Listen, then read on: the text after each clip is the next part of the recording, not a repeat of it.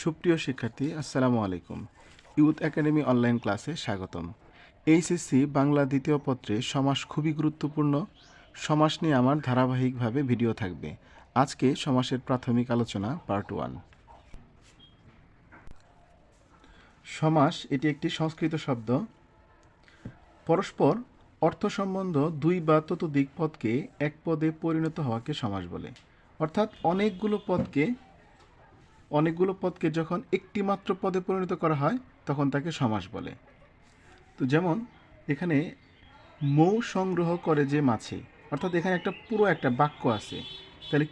তাহলে কি মৌ সংগ্রহ করে যে মাছে, এটা কি হবে? মৌমাছি।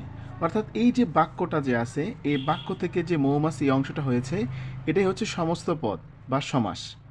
তো মৌ সংগ্রহ করে যে মাছি, এই বাক্যটাকে কি বলা হয়? এই বাক্যটাকে বলা হয় ব্যাস বাক্য, বিগ্রহ বাক্য বা সমাস বাক্য।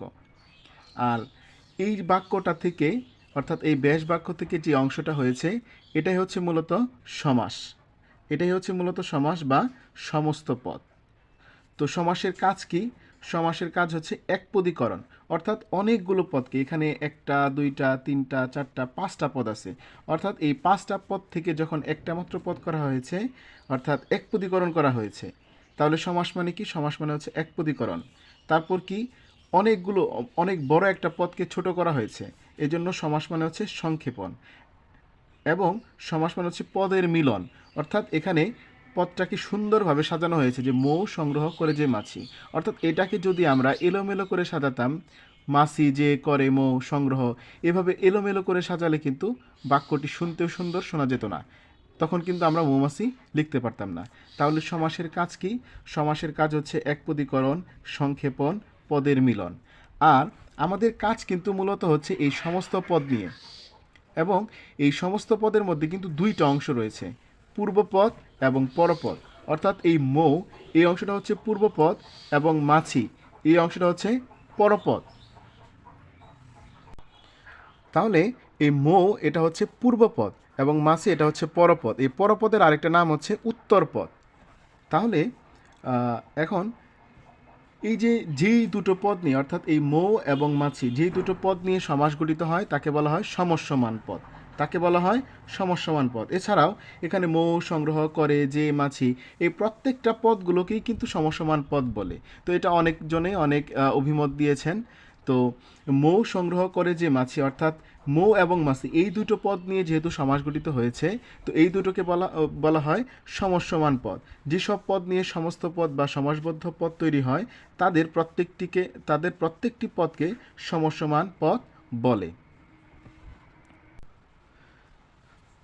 তো সমাস প্রধানত 6 প্রকার: দ্বন্দ্ব, দ্বিগু, কর্মধারয়, তৎপুরুষ, বহুব্রীহি, অব্যয়ীভাব। কিন্তু অর্থ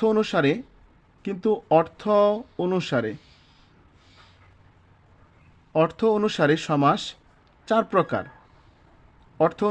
হচ্ছে 4 প্রকার: দ্বন্দ্ব, দ্বিগু, তৎপুরুষ, কর্মধারয়। এই তিনটা হচ্ছে, যেহেতু এই তিনটা পদের পরপদের প্রাধান্য থাকে, পরপদের প্রাধান্য থাকে, এই দ্বিগু, কর্মধারয় এবং তৎপুরুষ, এই তিনটা সমাসে যেহেতু পরপদের প্রাধান্য থাকে, সেহেতু এটা অর্থের দিক থেকে এক প্রকার।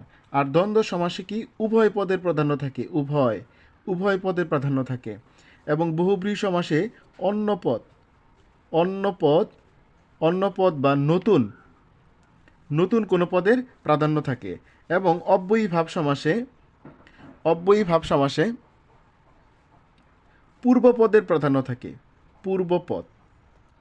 পূর্বপদের প্রাধান্য থাকে। তাহলে অর্থ অনুসারে সমাস হচ্ছে 4 প্রকার। দ্বন্দ্ব সমাস, হ্যাঁ, এটাকে আমরা দ্বিতক বলতে পারি, দ্বিতক, অর্থাৎ দ্বিগু, তৎপুরুষ এবং কর্মধারয়।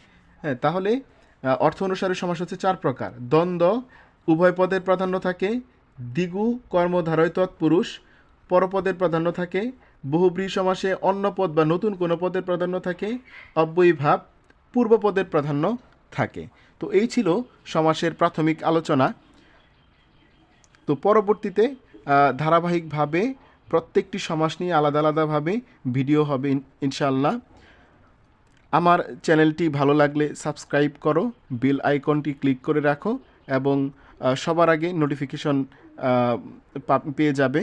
ধন্যবাদ সবাইকে। আসসালামু আলাইকুম।